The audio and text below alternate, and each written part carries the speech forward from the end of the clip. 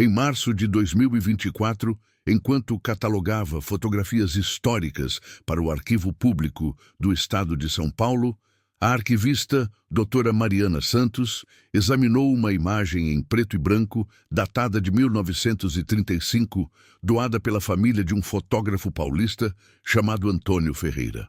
A fotografia mostrava um menino pequeno, aparentemente com 5 anos de idade, sentado em uma cadeira de madeira em um estúdio fotográfico simples, segurando uma boneca de pano contra o peito e olhando diretamente para a câmera com uma expressão séria e penetrante. Uma das centenas de fotografias de estúdio da era pré-guerra, aparentemente sem nada de especial. A imagem havia sido arquivada como retrato infantil não identificado, São Paulo, 1935. Mas quando doutora Santos digitalizou a fotografia em alta resolução e ampliou a imagem para examinar detalhes de conservação, ela percebeu algo na mão direita do menino que havia passado despercebido por 89 anos. A mão da criança estava deformada, com 3 dedos visivelmente ausentes, apenas o polegar e o indicador restantes, cicatrizes profundas, visíveis mesmo na granulação da fotografia antiga. Um detalhe que transformaria aquela imagem aparentemente comum em uma porta de entrada para uma história extraordinária de sobrevivência, identidade e resistência humana durante um dos períodos mais turbulentos da história brasileira. A doutora Mariana Santos trabalhava no Arquivo Público do Estado de São Paulo há 17 anos, especializada em fotografias históricas do período da República Velha e documentação de comunidades imigrantes na capital paulista. Seu departamento recebia aproximadamente 750 novas fotografias por ano, provenientes de doações familiares, aquisições de leilões de antiguidades, coleções particulares e digitalizações de arquivos municipais. Em março de 2024, o arquivo recebeu uma coleção substancial de 380 fotografias do espólio de Antônio Ferreira, um fotógrafo que havia operado um estúdio modesto no bairro do Bom Retiro, região de grande concentração de imigrantes judeus, italianos e sírios, entre 1928 e 1942. Antônio havia falecido em 2022, aos 101 anos, e seus bisnetos decidiram doar todo o acervo fotográfico preservado no porão da antiga casa da família, na Vila Mariana. Mariana foi designada para catalogar e digitalizar a coleção inteira. Entre as fotografias, havia retratos de famílias imigrantes, crianças em eventos escolares, casamentos, celebrações religiosas e inúmeras imagens do cotidiano das comunidades judaica, italiana e sírio-libanesa de São Paulo antes do Estado Novo de Vargas. Uma fotografia específica, etiquetada com a caligrafia de Antônio como Menino com Boneca, abril 1935, mostrava uma criança pequena sentada em uma cadeira de espaldar alto. O menino usava um conjunto de lã escuro, possivelmente um uniforme escolar ou roupa de domingo, com um colarinho branco engomado. Seu cabelo castanho estava penteado com esmero para o lado. Ele segurava contra o peito uma boneca de pano com vestido azul desbotado, do tipo que era comum como brinquedo infantil naquela época. Sua expressão era solene, quase desafiadora. Os olhos escuros fixos na lente da câmera com uma intensidade incomum para uma criança tão pequena. Mariana havia examinado milhares de fotografias similares ao longo de sua carreira. Cada retrato de criança daquele período carregava um peso adicional, sabendo que muitas daquelas crianças enfrentaram as dificuldades da Segunda Guerra Mundial, as restrições do Estado Novo, a perseguição velada a imigrantes durante o governo Vargas, as deportações silenciosas que aconteceram no Brasil entre 1937 e 1945. Cada rosto era uma lembrança silenciosa de vidas marcadas por um período de incertezas e medos. Mariana digitalizou a fotografia A7, 200 dpi, o padrão do arquivo para imagens históricas de valor potencialmente significativo. Ela ampliou a imagem em seu computador, examinando detalhes para a entrada de catálogo, notando a textura do papel fotográfico, a qualidade da iluminação do estúdio, os elementos do cenário. Então, ela percebeu a mão do menino. A mão direita, aquela que segurava a boneca pela cintura, estava parcialmente visível entre o corpo da criança e o brinquedo. A 500% de ampliação, Mariana viu claramente que não era uma mão normal. Apenas 2 dedos estavam presentes, o polegar e o indicador, e mesmo esses pareciam ligeiramente deformados. Havia cicatrizes pronunciadas onde os outros 3 dedos deveriam estar, tecido irregular visível mesmo através da granulação característica das fotografias de prata da década de 1930. Mariana sentiu um aperto no peito. Uma criança tão jovem, com uma mutilação tão severa na mão. Isso não era algo comum, não era um defeito congênito típico. As cicatrizes sugeriam trauma, algum tipo de acidente ou lesão grave. E havia algo mais na fotografia que a incomodava. Por que uma criança com uma deformidade tão visível seria fotografada segurando algo justamente com aquela mão? Por que chamar atenção para a mutilação? A menos que houvesse uma razão específica, um propósito por trás daquela imagem. Ei, antes de continuarmos com esta história incrível, se inscreve no canal e ativa o sininho para não perder nenhuma descoberta fascinante como esta. E me conta nos comentários, de onde você está assistindo agora? Escreve sua cidade e estado. Adoro saber onde nossa comunidade está espalhada pelo Brasil. Mariana começou a investigar. Ela examinou novamente a etiqueta original na parte de trás da fotografia. A caligrafia de Antônio dizia apenas Menino com Boneca, abril 1935, mas havia outra anotação, mais apagada, escrita a lápis abaixo da primeira. Isaac S. Salvamento. A palavra salvamento estava sublinhada 2 vezes. Mariana sentiu um formigamento de excitação. Aquela palavra sugeria uma história, um contexto específico.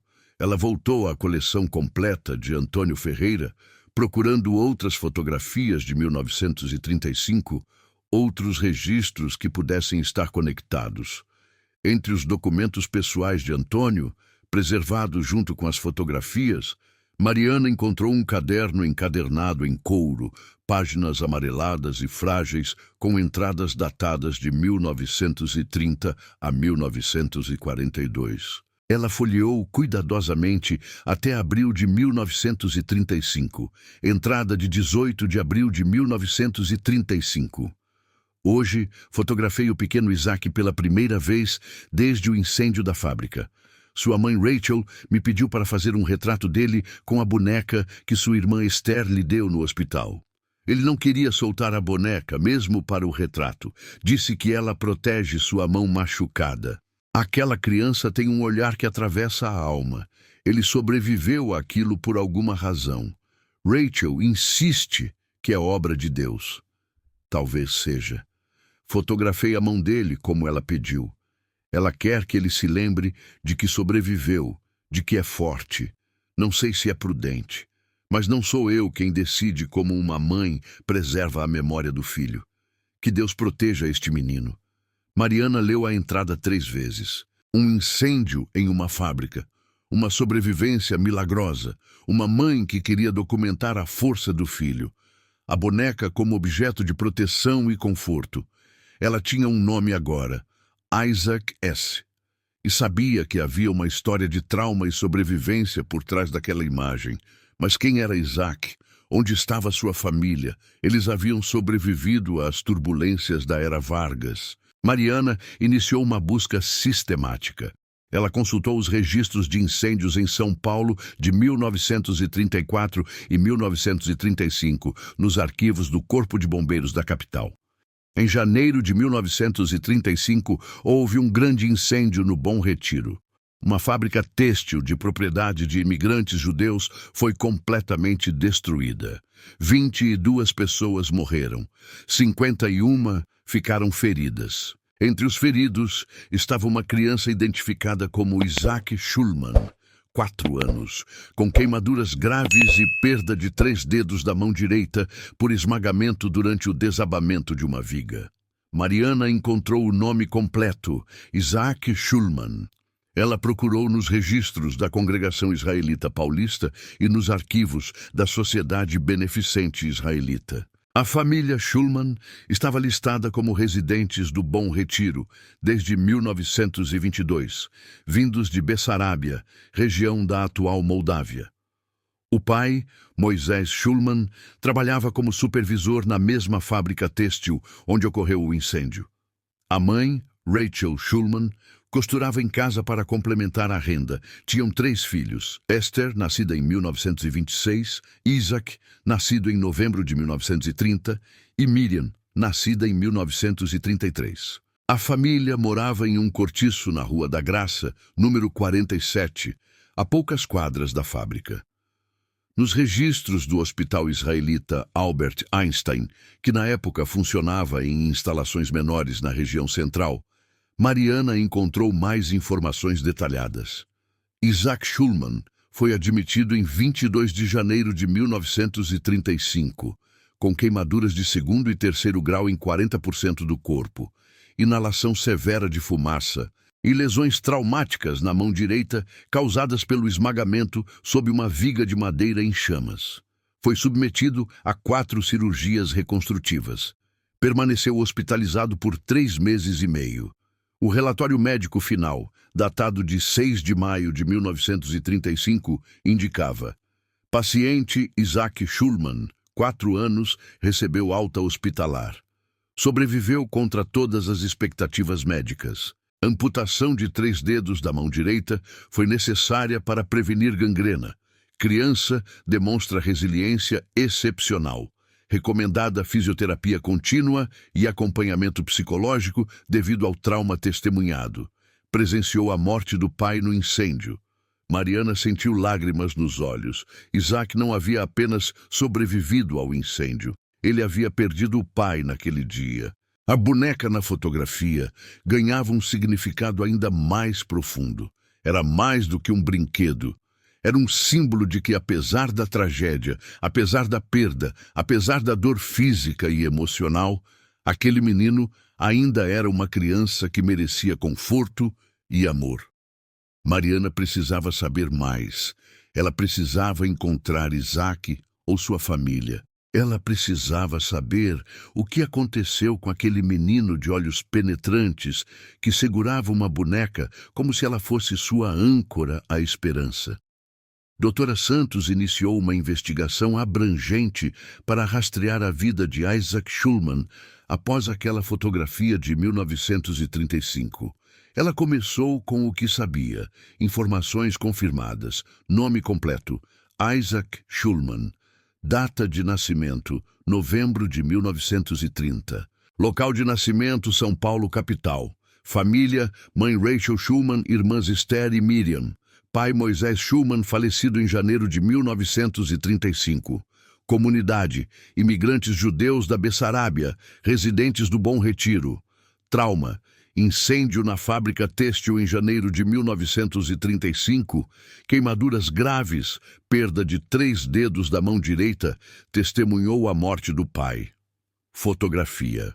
Tirada em abril de 1935, no estúdio de Antônio Ferreira, mostrando Isaac com a boneca dada por sua irmã Esther. O contexto histórico era crucial para entender o que aconteceu depois. Entre 1935 e 1945, o Brasil viveu sob o Estado Novo de Getúlio Vargas, um regime autoritário com simpatias fascistas. Houve restrições severas à imigração, especialmente de judeus. Em 1937, o governo brasileiro implementou políticas xenófobas, proibindo a publicação de jornais em idiomas estrangeiros, fechando escolas de imigrantes e exigindo assimilação forçada. Durante a Segunda Guerra Mundial, embora o Brasil tenha eventualmente se aliado aos aliados em 1942, houve perseguição a imigrantes de origem alemã, italiana e japonesa, e muitos judeus viveram com medo de deportação ou perseguição. A comunidade judaica de São Paulo, concentrada no Bom Retiro, manteve perfil discreto, ajudando-se mutuamente através de organizações comunitárias secretas. Mariana contatou várias organizações para ajudar na busca. Primeiro, o Arquivo Histórico Judaico Brasileiro, que mantém registros de famílias judaicas que imigraram para o Brasil entre 1900 e 1950. Eles tinham registros limitados da família Schumann, mostrando que Rachel Schumann permaneceu em São Paulo com suas 3 crianças após a morte de Moisés, trabalhando como costureira em uma oficina clandestina para sustentar a família. Segundo, a Congregação Israelita Paulista, que mantinha registros de batismos, casamentos e eventos comunitários. Lá, Mariana encontrou registros de que Isaac participou de aulas de hebraico entre 1938 e 1942, frequentou a sinagoga com a mãe e as irmãs, e foi parte da comunidade juvenil. Terceiro, os arquivos escolares da Prefeitura de São Paulo. Isaac frequentou a Escola Estadual Prudente de Moraes, no Bom Retiro, entre 1937 e 1943. Seus registros escolares mostravam que era um aluno dedicado, apesar das dificuldades físicas com a escrita devido à mão mutilada. Professores anotaram que ele usava adaptações especiais para segurar o lápis e demonstrava determinação excepcional. A grande virada na investigação veio quando Mariana encontrou documentos nos arquivos do Departamento de Imigração e Colonização do Estado de São Paulo. Em junho de 1946, logo após o fim da Segunda Guerra Mundial, Rachel Schumann, agora com 42 anos, registrou pedido de documentação brasileira completa para si e seus 3 filhos, parte de um processo de naturalização em massa oferecido a imigrantes que haviam vivido no Brasil por mais de 20 anos. Os documentos incluíam fotografias atualizadas de todos os membros da família. E lá estava Isaac. Agora com 15 anos, um adolescente magro com o mesmo olhar penetrante da fotografia de 1935. Na foto de documentação, sua mão direita estava visível, mostrando claramente os 2 dedos restantes. Mas havia algo diferente em seu rosto. Não havia mais o peso do trauma recente. Havia determinação, maturidade além de sua idade e um leve sorriso nos lábios. Mariana, agora, tinha uma linha do tempo mais completa, 1935 a 1942. Isaac cresceu no Bom Retiro, superando as limitações físicas, ajudando a mãe com trabalhos que conseguia fazer com uma mão, estudando com dedicação. 1942 a 1945. Durante a guerra, a família manteve perfil baixo, evitando chamar a atenção das autoridades. Isaac completou o ensino fundamental e começou a trabalhar como aprendiz em uma oficina mecânica, descobrindo que tinha talento excepcional para reparos e ajustes de precisão, mesmo com apenas 2 dedos na mão direita. 1946.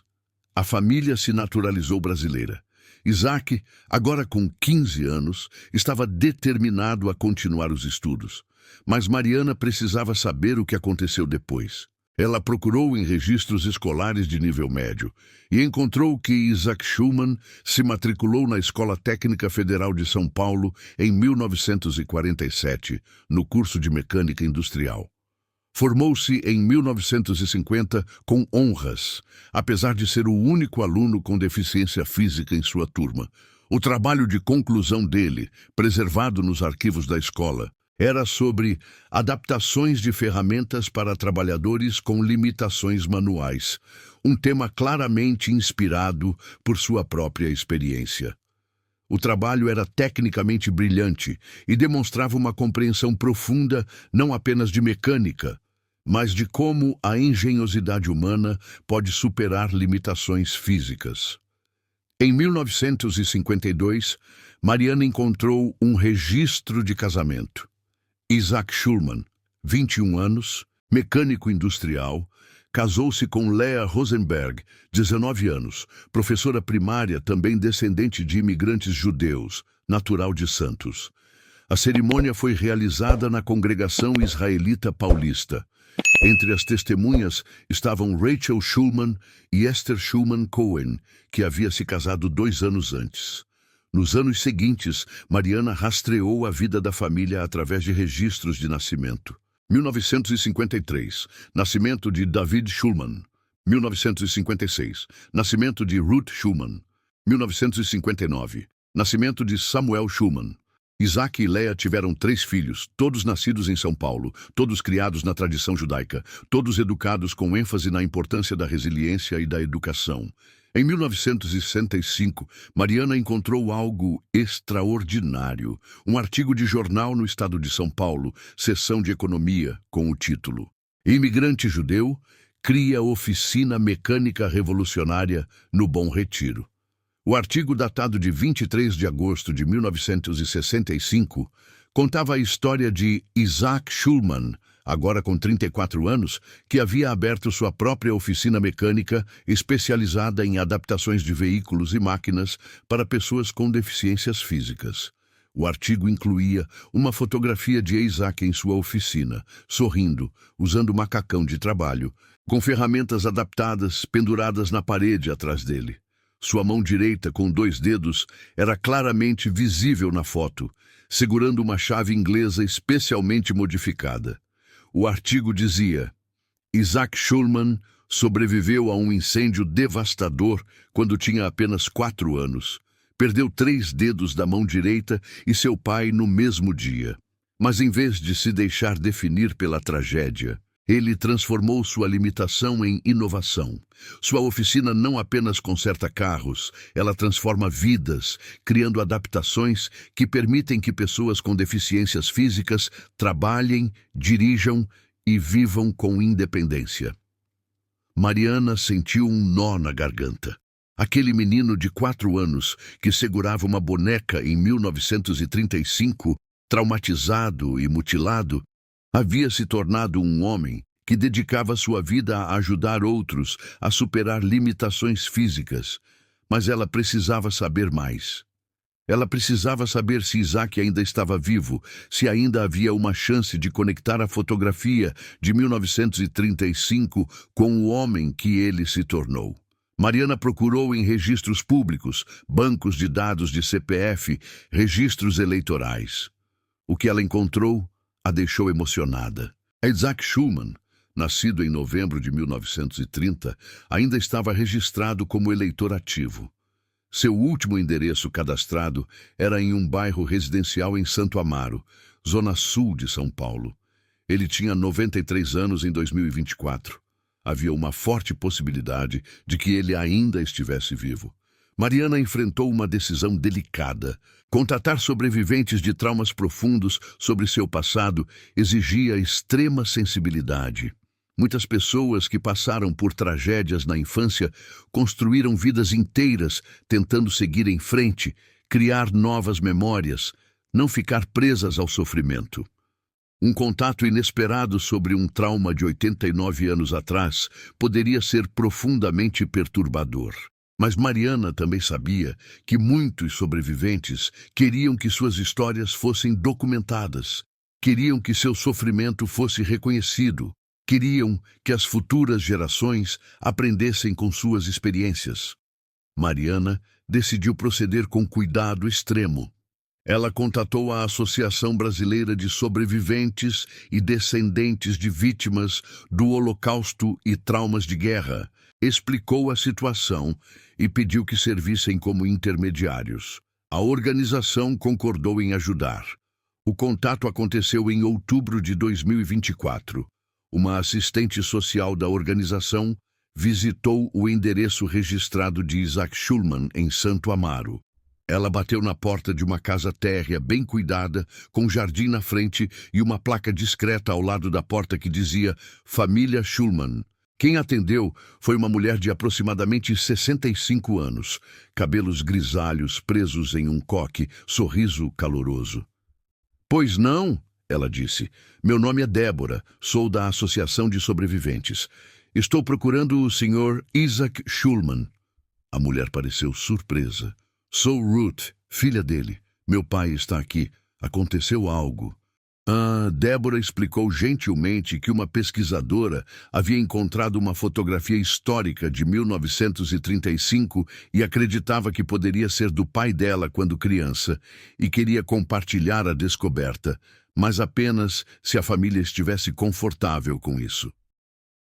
Ruth ficou em silêncio por um momento, depois disse: Entre, por favor.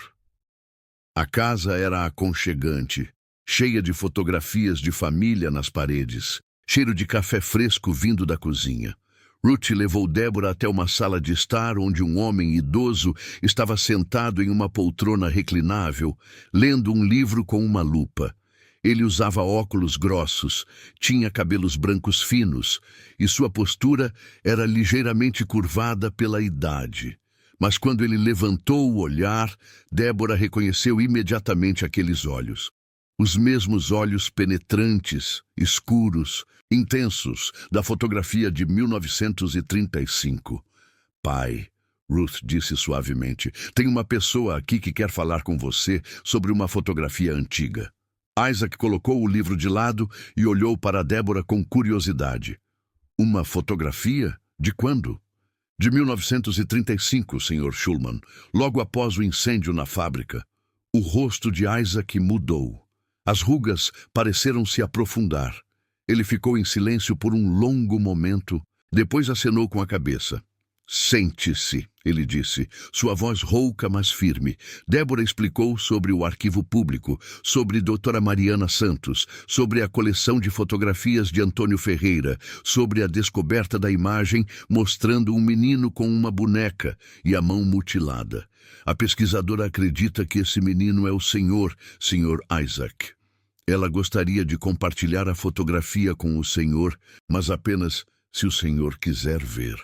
Isaac ficou quieto. Ruth segurou a mão dele. Então ele disse: Eu me lembro daquela fotografia. Minha mãe, que Deus a tenha em um bom lugar, me levou ao estúdio do Sr. Antônio alguns meses depois que saí do hospital. Eu não queria ir, não queria que ninguém visse minha mão, mas minha irmã Esther havia me dado uma boneca, disse que era minha guardiã. Eu a levava para todo lugar. Minha mãe disse que queria uma fotografia de mim com a boneca, para lembrar que eu era forte, que eu tinha sobrevivido. Eu nunca vi essa fotografia. Depois que foi tirada, nunca mais falamos dela. Sim, eu quero ver. 3 dias depois, em 18 de outubro de 2024, doutora Mariana Santos viajou até Santo Amaro com uma impressão de alta qualidade da fotografia de 1935 e uma versão digital em seu tablet. Quando ela chegou à casa da família Schulman, foi recebida por Ruth, Isaac e mais 2 adultos que se apresentaram como David e Samuel, os outros filhos de Isaac. Também estavam presentes 4 netos e 2 bisnetos. A família havia se reunido para aquele momento.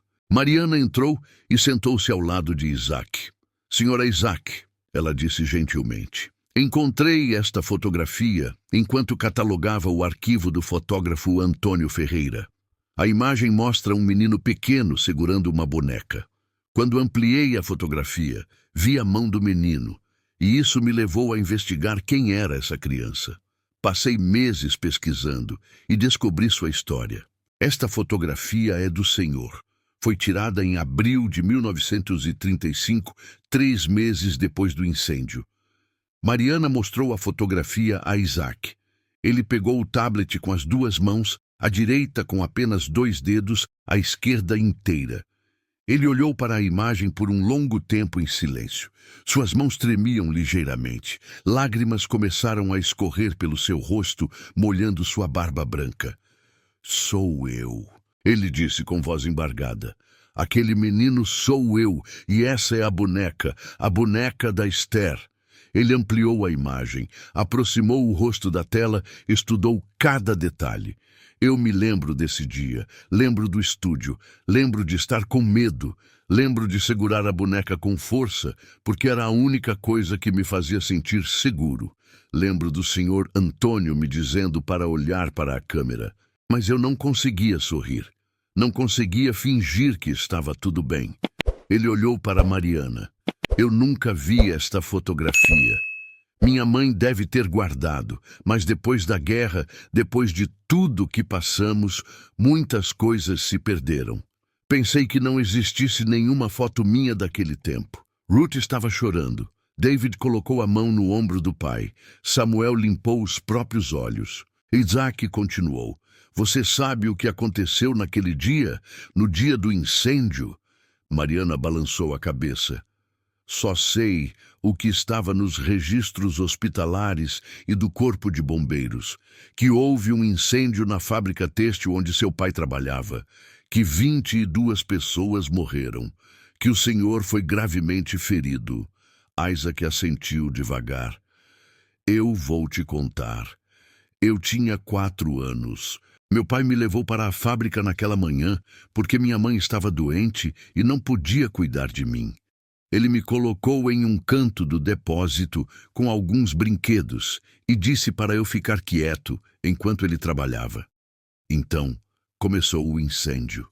Começou rápido, muito rápido. Fumaça preta, chamas subindo pelas pilhas de tecido. As pessoas começaram a gritar, a correr.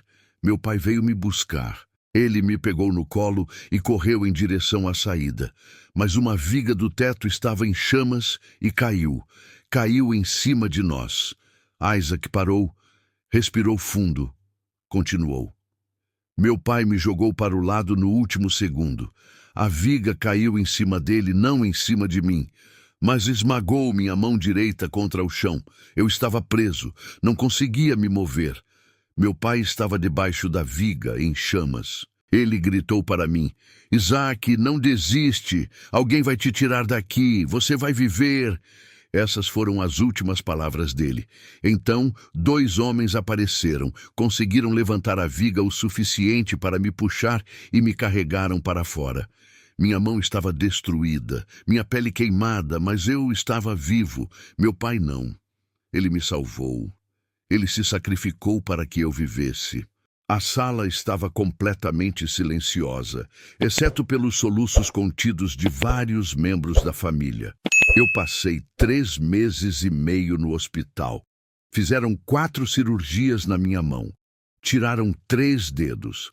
Disseram que eu tive sorte de não perder a mão inteira, de não morrer de infecção. Quando finalmente saí, eu estava diferente. Fisicamente, emocionalmente, completamente diferente. Isaac olhou para a fotografia novamente. Minha irmã Esther tinha 9 anos. Ela economizou dinheiro durante meses, fazendo pequenos trabalhos, e comprou aquela boneca para mim. Me deu quando eu ainda estava no hospital. Disse, Isaac, esta boneca é sua protetora. Enquanto você tiver ela, você vai ficar bem. Eu acreditei. Carreguei aquela boneca para todo lugar durante anos. As outras crianças riam de mim. Diziam que meninos não brincam com bonecas, mas eu não me importava. Aquela boneca representava o amor da minha irmã, representava a esperança, representava que alguém se importava comigo. Ele olhou para Mariana. Você ainda tem essa boneca? Mariana perguntou suavemente. Isaac sorriu pela primeira vez, um sorriso triste, mas genuíno. Tenho. Ruth, pode trazer. Ruth saiu da sala e voltou momentos depois, carregando uma caixa de madeira envernizada. Ela a abriu cuidadosamente. Dentro, envolta em tecido de veludo azul, estava a boneca. A mesma boneca da fotografia de 1935, agora com 89 anos. Seu tecido estava desbotado, manchado pelo tempo, mas intacta. Seu vestido azul, embora frágil, ainda cobria o corpo de pano. Seus olhos bordados ainda olhavam para frente com expressão serena. Eu a chamei de Chava. Isaac disse, usando a palavra hebraica para Eva, que significa vida, porque ela representava a vida que eu ainda tinha pela frente, mesmo depois de tanta morte. Ele pegou a boneca com extrema delicadeza, segurou-a contra o peito, da mesma forma que na fotografia de 1935. Quando eu tive pesadelos durante anos depois do incêndio, eu segurava a chava. Quando as crianças na escola zombavam da minha mão, eu voltava para casa e segurava a chava. Quando tive medo durante a guerra, quando minha mãe chorava porque não tínhamos dinheiro para comida, quando senti que o mundo era cruel demais, eu segurava a chava. Ela me lembrava que ainda havia bondade, que minha irmã me amava, que eu tinha valor apesar de ser diferente. Ele olhou para seus netos e bisnetos reunidos na sala. Quando tive meus próprios filhos, mostrei chava para eles. Contei a história. Disse: vocês vieram de um homem que sobreviveu ao impossível. Vocês têm força em vocês porque eu tive força. E eu tive força porque as pessoas me amaram quando eu mais precisava. Sabe, histórias como essa me fazem lembrar por que faço o que faço. Se você está emocionado com a história de Isaac, se inscreve no canal, porque tem muito mais histórias incríveis para compartilhar com você. E quero saber, você já passou por alguma situação de superação na sua vida ou conhece alguém que passou? Conta aqui nos comentários, vamos criar uma corrente de histórias inspiradoras juntos. A descoberta da fotografia e a identificação completa de Isaac Shulman transformaram um registro arquivístico esquecido em um testemunho poderoso de sobrevivência e resiliência humana. Nos meses seguintes, doutora Mariana Santos trabalhou com Isaac e sua família para documentar a história completa. A vida completa de Isaac Shulman foi reconstruída através de documentos, fotografias e, principalmente, de seu próprio testemunho. Infância e família antes do incêndio, nascido em 12 de novembro de 1930, no Bom Retiro, São Paulo. Filho de Moisés Shulman, alfaiate que depois se tornou supervisor de fábrica, e Rachel Shulman, costureira. Irmãos, Esther, nascida em 1926, e Miriam, nascida em 1933. A família havia imigrado da Bessarábia em 1922, fugindo de pogroms antissemitas na Europa Oriental. Viviam modestamente em um cortiço na Rua da Graça, mas eram parte de uma comunidade judaica próxima e solidária no Bom Retiro. Isaac era uma criança alegre e curiosa, fascinado por como as coisas funcionavam, sempre desmontando objetos para entender seus mecanismos. O incêndio e suas consequências, 22 de janeiro de 1935. Isaac tinha 4 anos e 2 meses. O incêndio na fábrica têxtil Indústrias Unidas começou por volta das 9 horas da manhã, causado por uma falha elétrica no 3º andar. As chamas se espalharam rapidamente devido à grande quantidade de tecidos inflamáveis armazenados. 22 pessoas morreram, incluindo Moisés Shulman. Isaac foi resgatado com queimaduras em 40% do corpo e a mão direita esmagada sob uma viga. Passou 3 meses e meio hospitalizado. Sobreviveu contra todas as probabilidades médicas. Os 3 dedos médios da mão direita foram amputados. Ficou com cicatrizes permanentes de queimaduras nos braços e nas costas. Teve pesadelos recorrentes durante mais de uma década. Desenvolveu medo intenso de fogo, fumaça e espaços fechados. Recuperação e crescimento. 1935 a 1945. Rachel Shulman ficou viúva aos 31 anos com 3 crianças pequenas. Trabalhou incansavelmente como costureira para sustentar a família. A comunidade judaica do Bom Retiro ajudou com doações, comida e apoio emocional. Isaac desenvolveu técnicas adaptativas para viver com apenas 2 dedos na mão direita. Aprendeu a escrever, segurando o lápis entre o polegar e o indicador. Desenvolveu força excepcional nesses 2 dedos. Frequentou a Escola Estadual Prudente de Moraes, onde enfrentou bullying devido à sua deficiência, mas também encontrou professores que o apoiaram. Participou de aulas de hebraico e atividades comunitárias na sinagoga. A boneca Chava permaneceu seu objeto de conforto até aproximadamente os 12 anos, quando ele a guardou cuidadosamente, mas continuou a vê-la como um símbolo importante. Adolescência e descoberta da vocação, 1945 a 1950. Isaac descobriu talento natural para mecânica quando começou a trabalhar como aprendiz em uma oficina no Bom Retiro aos 14 anos.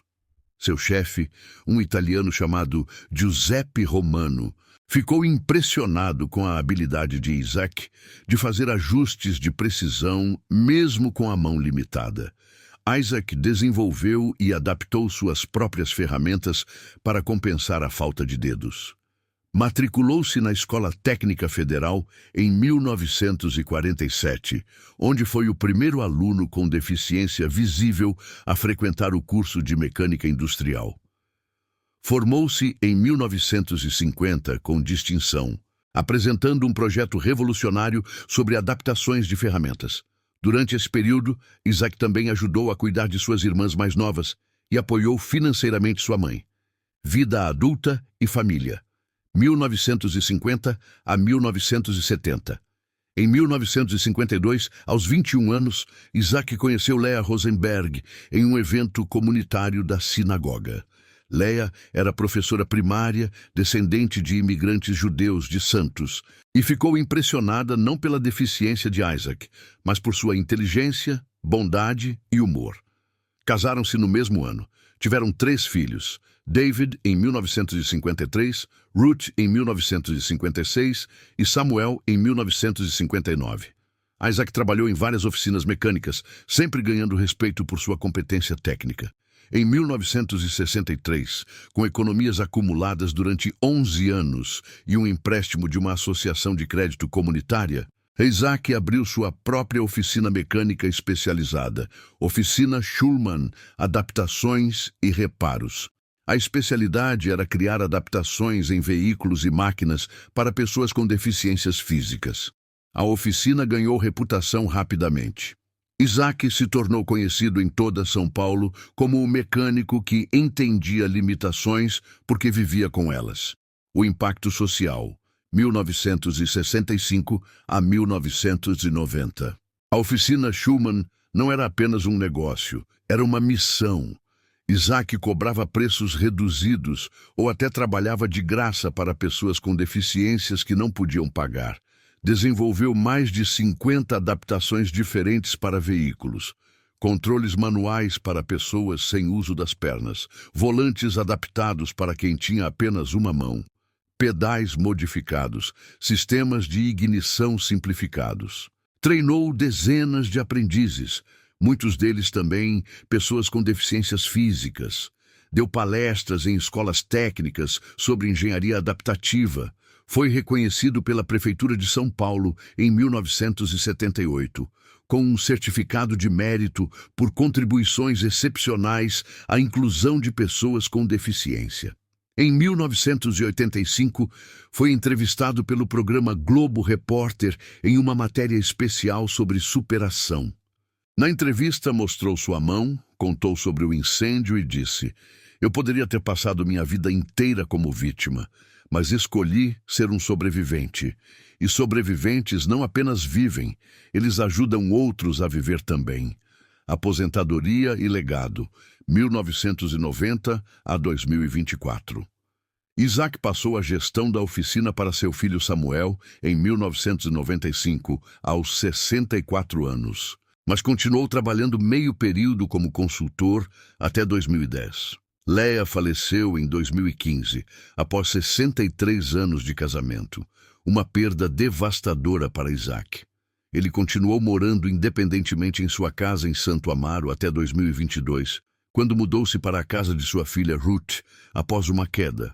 Aos 93 anos, em 2024, Isaac tinha 3 filhos, 8 netos, 5 bisnetos e 2 tataranetos. Sua família inteira sabia a história do incêndio, da boneca, da sobrevivência. A oficina Schulman ainda operava, agora administrada por Samuel e 2 dos netos de Isaac. A boneca Chava era um tesouro familiar, cuidadosamente preservada, mostrada a cada nova geração com a história completa. O reencontro com o passado através da fotografia teve um impacto profundo em Isaac e sua família. Em novembro de 2024, o Arquivo Público do Estado de São Paulo organizou uma exposição especial intitulada Rostos Encontrados, Histórias Esquecidas de São Paulo. A fotografia de 1935 de Isaac segurando a boneca Chava era a peça central da exposição. Ao lado dela estava a própria boneca, emprestada temporariamente pela família Schulman, em uma vitrine de acrílico com controle de temperatura e umidade. A placa ao lado dizia: esta boneca foi dada a Isaac Schulman, 4 anos, por sua irmã Esther, em 1935, após ele sobreviver a um incêndio devastador que matou seu pai e 21 outras pessoas. Ele a manteve por 89 anos, como símbolo de amor, esperança e resiliência. A boneca representa a capacidade humana de encontrar conforto mesmo nas circunstâncias mais terríveis. A exposição incluía também uma linha do tempo da vida de Isaac. Fotografias de sua oficina mecânica, exemplos de ferramentas que ele havia adaptado, depoimentos em vídeo de pessoas cujas vidas foram transformadas por suas adaptações de veículos e um documentário de 20 minutos, produzido especialmente para a exposição, narrando toda a história desde o incêndio de 1935 até o presente. Na abertura da exposição, Isaac estava presente em uma cadeira de rodas, agora necessária devido à fragilidade da idade avançada. Ele estava cercado por sua família inteira, 3 gerações reunidas para celebrar não apenas sua sobrevivência, mas o legado de força e compaixão que ele havia criado. Quando convidado a falar, Isaac foi até o microfone com a ajuda de Ruth. Ele olhou para a fotografia ampliada de si mesmo aos 4 anos, depois para a boneca Chava na vitrine, depois para a audiência de mais de 200 pessoas que haviam vindo para a abertura. Meu nome é Isaac Schulman, ele começou, sua voz fraca, mas clara. Essa fotografia foi tirada de mim há 89 anos. Eu era um menino de 4 anos que havia perdido 3 dedos, 40% da sua pele, e seu pai em um incêndio terrível. Eu estava assustado, estava com dor. Não sabia se o mundo voltaria a ser seguro algum dia. Mas minha irmã Esther me deu uma boneca, uma simples boneca de pano. E disse que enquanto eu tivesse aquela boneca, eu estaria protegido. Eu acreditei nela. Aquela boneca se tornou meu símbolo de esperança. Quando eu olhava para ela, eu me lembrava de que havia pessoas que me amavam, que havia bondade no mundo, mesmo depois de tanta tragédia. Ele fez uma pausa emocionado. Eu vivi 93 anos, construí uma família linda, criei uma oficina que ajudou centenas de pessoas com deficiências a terem mobilidade e independência. Eu tive uma vida boa, uma vida cheia. E tudo começou porque minha irmã me deu uma boneca, porque minha mãe me levou para tirar uma fotografia para me lembrar que eu era forte e porque eu escolhi acreditar que minha sobrevivência tinha um propósito. A Isaac olhou diretamente para a câmera que estava gravando seu discurso. Se você está assistindo isso, se você está passando por algo difícil, se você tem uma deficiência, se você perdeu alguém, se você acha que não vai conseguir superar, eu quero que você saiba, você é mais forte do que imagina. Às vezes, a força vem de lugares inesperados. Uma boneca, uma fotografia, uma pessoa que acredita em você. Segure-se a essa força, use-a para construir algo bonito. Sua cicatriz não define você, sua sobrevivência define você. Quando ele terminou, não havia olhos secos na sala. A audiência se levantou em uma ovação prolongada. Isaac acenou com sua mão direita, os 2 dedos restantes claramente visíveis, um gesto que antes representava limitação, mas agora representava triunfo. Nos meses após a exposição, a história de Isaac viralizou nas redes sociais brasileiras. Vídeos curtos contando sua história foram compartilhados milhões de vezes. Comentários vinham de todo o Brasil e do mundo, de pessoas judias, reconhecendo a coragem de imigrantes, de pessoas com deficiências inspiradas pela sua resiliência, de educadores usando sua história como exemplo de superação, de mecânicos e engenheiros admirando suas inovações técnicas.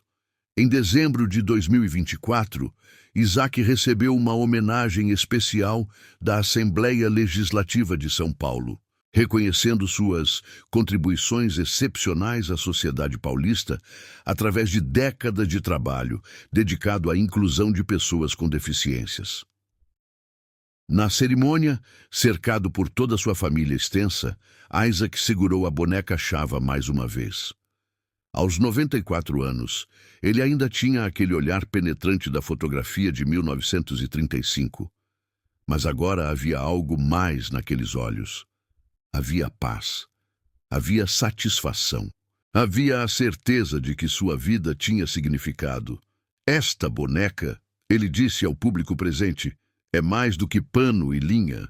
Ela é prova de que o amor supera o trauma, que a bondade é mais forte que a tragédia, que um simples ato de compaixão, como uma irmã de 9 anos dando uma boneca ao irmão ferido, pode mudar o curso de uma vida inteira. Eu sobrevivi ao incêndio fisicamente, mas foi Chava que me ajudou a sobreviver emocionalmente. E é isso que quero que as pessoas entendam. Todos nós precisamos de uma Chava em nossas vidas. Algo ou alguém que nos lembre de que vale a pena continuar. Para mim, foi uma boneca. Para você, pode ser outra coisa. Mas encontre sua Chava, segure-a e nunca desista. A boneca Chava foi permanentemente doada ao Arquivo Público do Estado de São Paulo após a morte de Isaac, com instruções específicas em seu testamento. Ela agora faz parte da coleção permanente do museu, ao lado da fotografia de 1935, com uma placa que conta a história completa. Esta boneca pertenceu a Isaac Schulman, nascido 1930, falecido 2025, sobrevivente do incêndio da fábrica têxtil de 1935, que matou 22 pessoas, incluindo seu pai. Isaac manteve esta boneca por 94 anos, como símbolo de esperança, amor fraternal e resiliência humana. Através de uma vida dedicada a ajudar outros a superar limitações físicas, ele transformou sua própria tragédia em propósito. Esta boneca representa a capacidade humana de encontrar luz mesmo na escuridão mais profunda. A família de Isaac, uma dinastia de superação. Isaac deixou um legado extraordinário não apenas através de seu trabalho, mas através de sua descendência. Seu filho David tornou-se médico ortopedista, especializado em reabilitação de queimados, diretamente inspirado pela experiência do pai. Desenvolveu protocolos novos de tratamento que são usados em hospitais de todo o Brasil. Ruth tornou-se psicóloga especializada em trauma infantil, trabalhando com crianças que sofreram acidentes graves. Fundou uma clínica sem fins lucrativos no Bom Retiro, que atende famílias de imigrantes.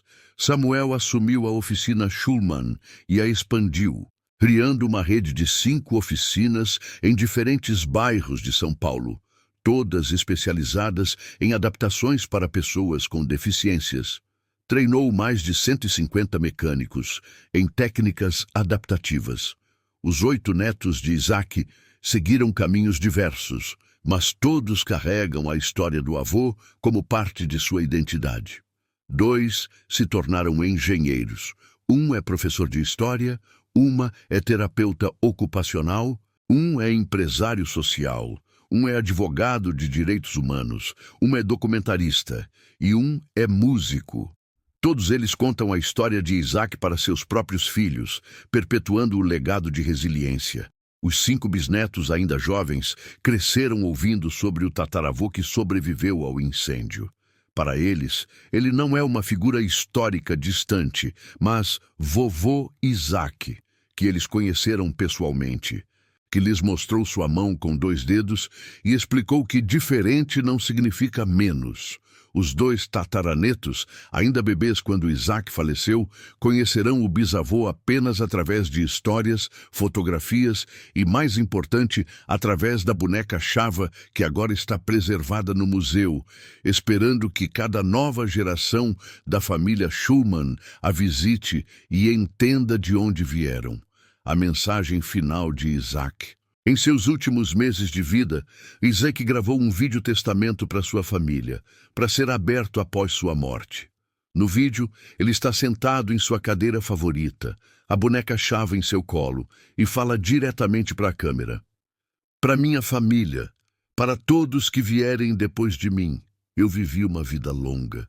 Mais longa do que eu tinha direito de esperar naquele dia, em 1935, quando as chamas quase me levaram. Cada dia que vivi depois daquele incêndio foi um presente, um bônus, uma chance de fazer algo significativo. E eu tentei.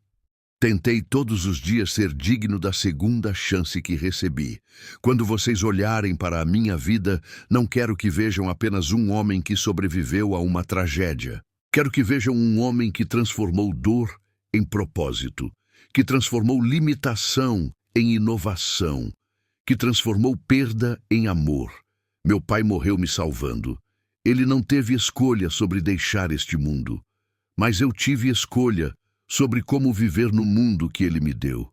Escolhi viver com gratidão, escolhi viver com compaixão, escolhi viver ajudando outros. A boneca Chava não é apenas um objeto, ela é um símbolo. Ela representa o momento em que eu decidi que o trauma não me definiria, que eu podia ser mais do que minhas cicatrizes. Cada um de vocês terá suas próprias cicatrizes, seus próprios incêndios, suas próprias perdas. A vida garante isso. Mas vocês também terão escolhas. Vocês podem deixar que o sofrimento os destrua, ou podem deixar que ele os transforme. Eu escolhi transformação. E olhem o que isso criou. Olhem para vocês. Meus filhos, meus netos, meus bisnetos, meus tataranetos. Cada um de vocês existe porque eu sobrevivi. Cada um de vocês carrega em si a força que veio daquele menino de 4 anos que se recusou a desistir. Essa é minha herança para vocês. Não dinheiro, não propriedade, mas resiliência, propósito, a compreensão de que a vida vale a pena ser vivida, não apesar do sofrimento, mas por causa da capacidade que temos de superá-lo. Isaac olha diretamente para a câmera, seus olhos ainda intensos mesmo aos 94 anos. E para qualquer pessoa fora da minha família que possa ver isso algum dia, você não precisa ter sobrevivido a um incêndio para ter valor. Você não precisa ter deficiências físicas para ser forte. Você só precisa escolher, todos os dias, e continuar tentando, continuar amando, continuar acreditando que o mundo pode ser melhor. Encontre sua chava, aquilo que te dá esperança quando tudo parece sem esperança, e segure-a com força. Ela vai te levar mais longe do que você imagina. O vídeo termina com Isaac segurando a boneca, olhando para ela com o mesmo carinho que tinha aos 4 anos, e dizendo simplesmente, obrigado, Esther, por me dar esperança quando eu mais precisava. Vou te ver em breve. Essa história mexeu com você? Então você faz parte dessa comunidade incrível que acredita que histórias têm o poder de transformar. Se inscreve no canal e ativa o sininho para mais histórias que vão te emocionar e inspirar. E quero saber de você. Qual foi o maior aprendizado que você tirou da história do Isaac? Que lição você vai levar para a sua vida? Compartilha aqui embaixo nos comentários. Vamos criar uma corrente de inspiração juntos. E se você conhece alguém que precisa ouvir essa mensagem de força e superação, compartilha esse vídeo. Às vezes, a pessoa só precisa saber que é possível sobreviver e construir algo bonito do outro lado da dor. Obrigado por fazer parte dessa jornada comigo. Até o próximo vídeo.